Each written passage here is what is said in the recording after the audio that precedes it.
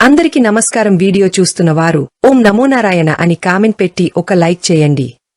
రేపే గురు పౌర్ణమి ఆదివారంతో కలిసి వస్తుంది. పౌర్ణమి రోజు 12 రాసుల వారు ఏం చేసి వస్తే కలిసి వస్తుంది అంతేది వీడియోలో చూద్దాం.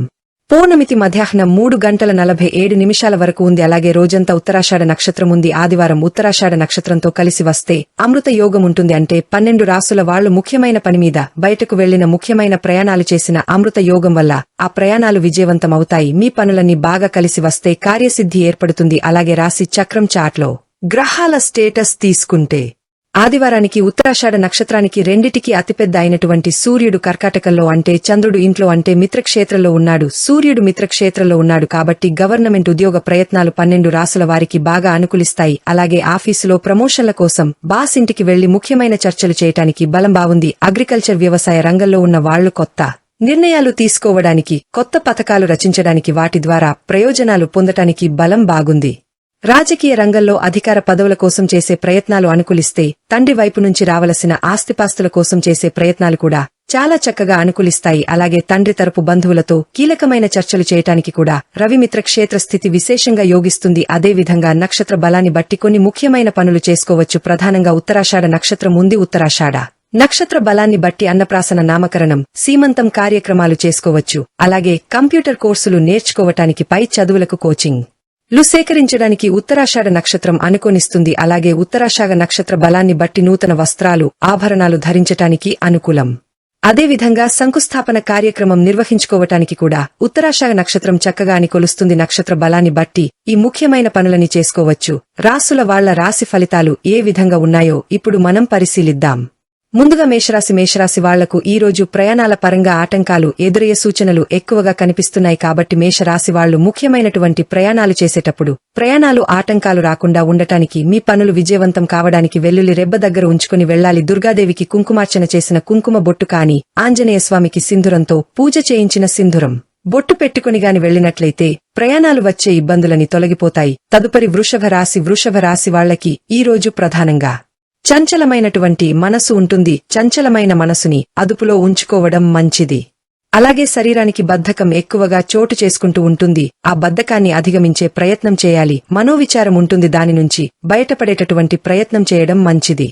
తదుపరి మిథున రాశి వాళ్లకి ఈ రోజు వృత్తి, ఉద్యోగ, వ్యాపార రంగాల్లో విశేషమైనటువంటి ధన లాభాలు కలిగే సూచనలు కనిపిస్తున్నాయి. కాబట్టి రకరకాల మార్గాల్లో ధనం సంపాదించడానికి చేసే ప్రయత్నాలని కూడా ఈ రోజు మిథున రాశి వారికి చాలా చక్కగా అనుకూలిస్తాయి. తదుపరి కర్కాటక రాశి వాళ్లకి ఈ రోజు ప్రధానంగా ఆగిపోయినటువంటి ధనం వసూలయ్యే సూచనలు ఎక్కువగా కనిపిస్తున్నాయి. అంటే మొండి బాకీలు వసూలు చేసుకోవడానికి చేసే ప్రయత్నాలు అన్ని కూడా కర్కాటక రాశి వాళ్లకి చాలా చక్కగా యోగిస్తాయి. తదుపరి సింహరాశి వాళ్లకి ఈ రోజు మనసు చంచలంగా ఉంటుంది. దానివల్ల అస్థిరమైన నిర్ణయాలు తీసుకుంటారు.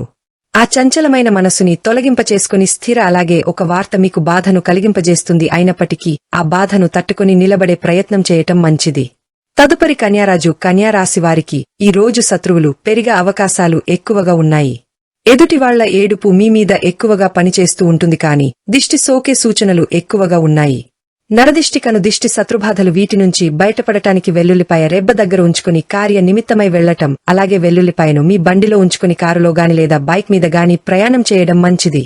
తదుపరి తులారాశి వాళ్లకి ఈ రోజు అనేక రకాలుగా ధనపరంగా కొద్దిగా ఖర్చు పెరిగేటటువంటి సూచనలు కనిపిస్తున్నాయి. కాబట్టి ఈ రోజు ఖర్చును అదుపులో ఉంచుకోండి. ధన నష్టం కలిగే సూచనలు ఉన్నాయి. కాబట్టి ఖర్చులు అదుపులో ఉంచుకున్నట్లయితే ధనపరంగా పెద్దగా నష్టాలు రాకుండా వాటి నుంచి బయటపడొచ్చు. తదుపరి వృశ్చిక రాశి వాళ్లకి ఈ రోజు పిత్రార్జిత ధనము వృద్ధి చేయడానికి చేసే ప్రయత్నాలన్నీ చక్కగా అనుకూలిస్తాయి. పిత్రార్జితమైనటువంటి ఆస్తిపాస్తులు అభివృద్ధి చేయడానికి చేసే ప్రయత్నాలు కూడా వృశ్చిక రాశి వారికి చక్కగా అనుకూలిస్తే తదుపరి ధనుసు రాశి వారికి ఈ రోజు గృహ నిర్మాణం కోసం చేసే ప్రయత్నాలని అనుకూలిస్తాయి. సొంత ఇంటి కల నెరవేర్చుకోవడానికి మీరు చేసే అన్ని ప్రయత్నాలు విజయం కనిపిస్తూ ఉంటుంది. అదేవిధంగా శుభ కార్యక్రమాలు నిర్వహించడానికి చేసే ప్రయత్నాలు కూడా అనుకుని శుభ కార్యక్రమ నిమిత్తమై ధనం కోసం ప్రయత్నిస్తే ధనం కూడా లభించే సూచనలు ఉన్నాయి. తదుపరి మకర రాశి వాళ్లకి ఈ రోజు విద్యారంగంలో పరిపూర్ణమైనటువంటి అనుకూలిక కనిపిస్తోంది. పోటీ పరీక్షల్లో రాణించటానికి చేసే ప్రయత్నాలు చాలా చక్కగా అనుకూలిస్తాయి. అలాగే ప్రతి పనిలో కూడా మంచి పురోగతి ఏర్పడుతుంది. విద్యాపరంగా అత్యున్నత స్థాయికి ఎదగటానికి చేసే ప్రయత్నాలని అనుకూలిస్తే